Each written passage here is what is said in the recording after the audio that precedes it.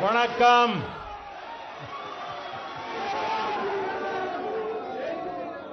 आप सभी को पोंगल के पर्व की अनेक अनेक शुभकामनाएं।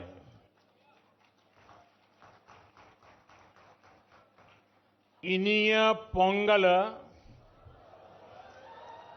नल्ला अळतुक्कल।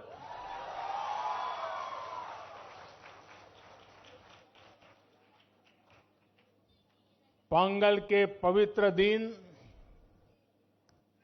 तमिलनाडु के हर घर से पोंगल धारा का प्रवाह होता है। मेरी कामना है उसी तरह आपके जीवन में भी सुख, समृद्धि और संतोष की धारा का प्रवाह निरंतर होता रहे।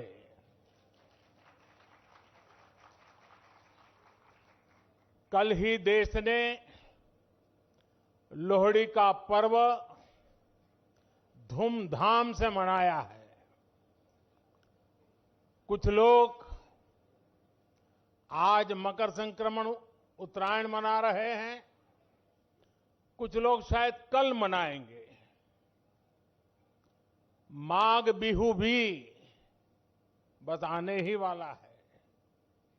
मैं इन सभी पर्वों की सभी देशवासियों को बहुत बहुत बधाई देता हूं, शुभकामनाएं देता हूं।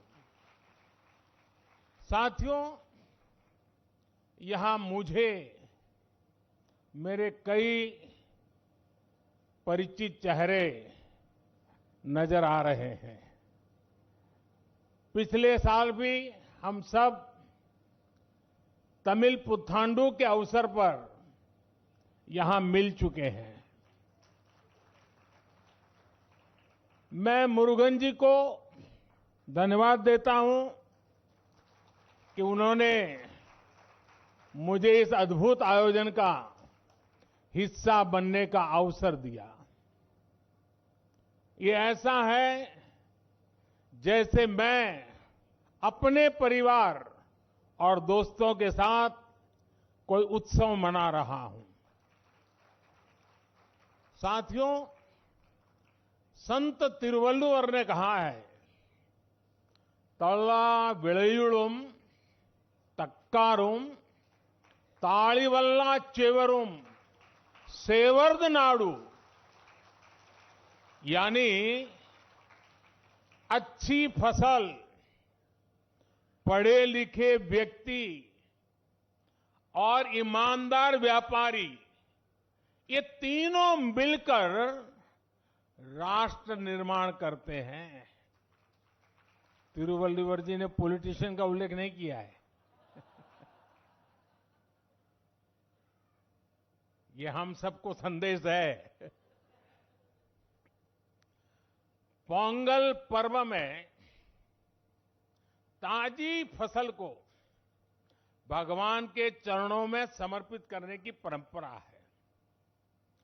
इस पूरी उत्सव परंपरा के केंद्र में हमारे अन्नदाता, हमारे किसान है। और वैसे भी भारत का हर त्योहार किसी न किसी रूप में गांव से, किसानी से, फसल से जुड़ा हुआ होता है। मुझे याद है पिछली बार हमने इस बारे में भी चर्चा की थी कि कैसे हमारे मिलेट्स या श्री अन्न तमिल संस्कृति से जुड़े हुए हैं। मुझे खुशी है कि सुपर फूड को लेकर देश में और दुनिया में एक नई जागृति आई है।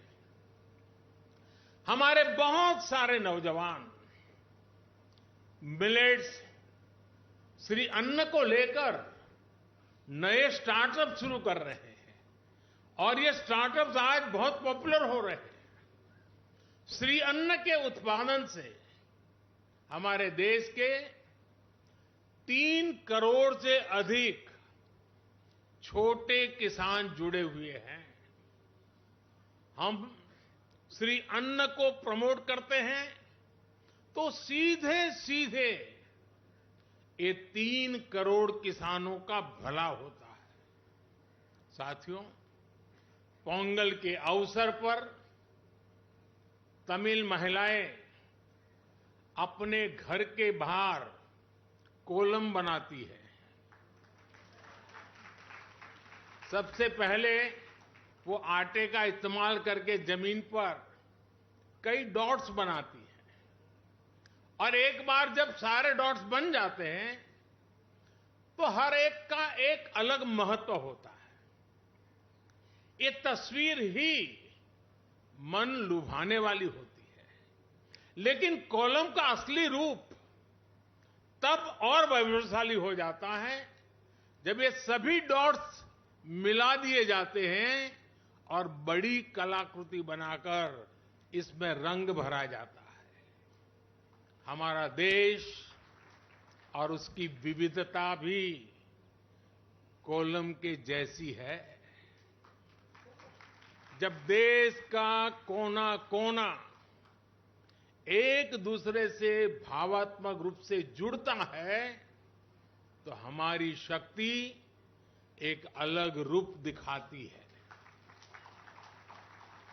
पोंगल का पर्व भी एक ऐसा ही पर्व है जो एक भारत श्रेष्ठ भारत की राष्ट्र भावना को दर्शाता है। बीते समय में काशी तमिल संगमम और सौराष्ट्र तमिल संगमम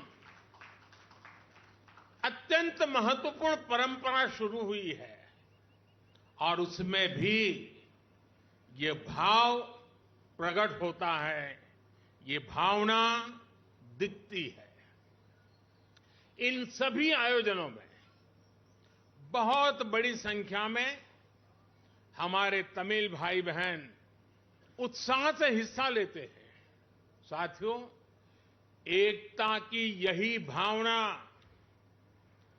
2047 तक विकसित भारत के निर्माण की सबसे बड़ी शक्ति है, सबसे बड़ी पूंजी है।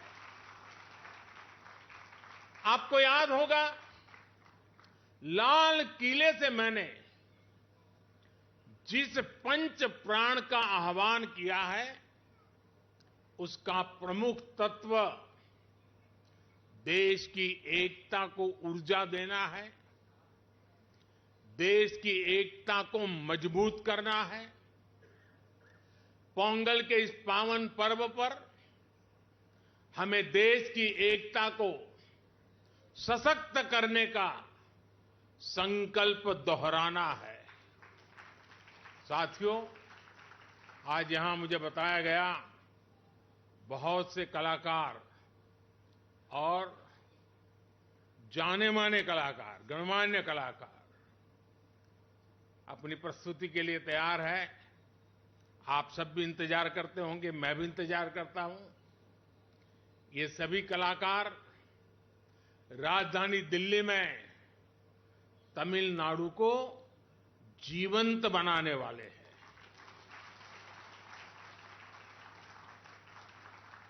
कुछ पल हमें तमिल जीने का मौका मिलेगा, ये भी एक सौभाग्य होता है।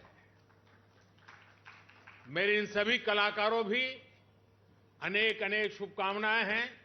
मैं फिर एक बार मुरुगन जी का धन्यवाद करता हूं। वणक्कम।